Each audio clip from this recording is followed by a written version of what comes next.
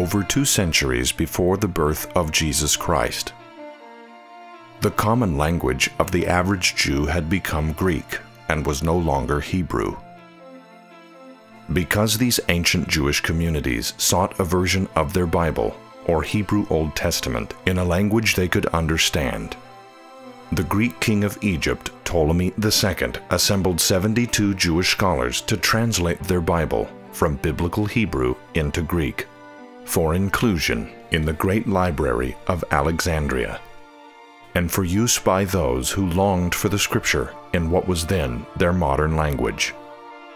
The Greek language Bible became known as the Septuagint, and for hundreds of years that was the sacred scripture that was read by Jews, Christians, the early church fathers, even the disciples of Jesus Christ, including the Apostle Paul, whom scholars tell us quoted the Septuagint in the New Testament that we have today.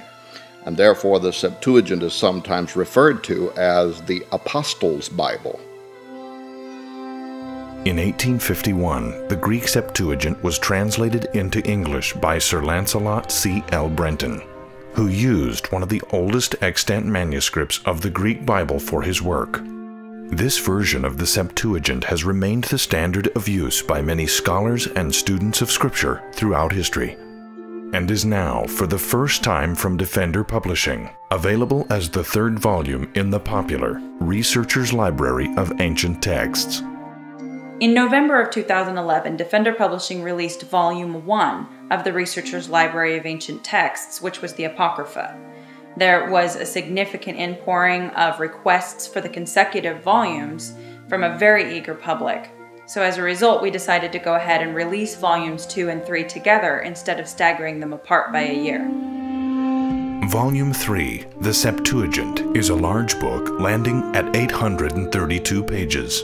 It is scheduled to be released together with Volume 2 of the Researcher's Library of Ancient Texts. Volume 2 is an equally large collection that includes the writings of the early Church Fathers, the works of Clement of Rome, Polycarp, Ignatius, Barnabas, Justin Martyr, and several others. Now you too can have a trustworthy version of the early Bible that was read at the time of Christ, his disciples, and by the early Church Fathers.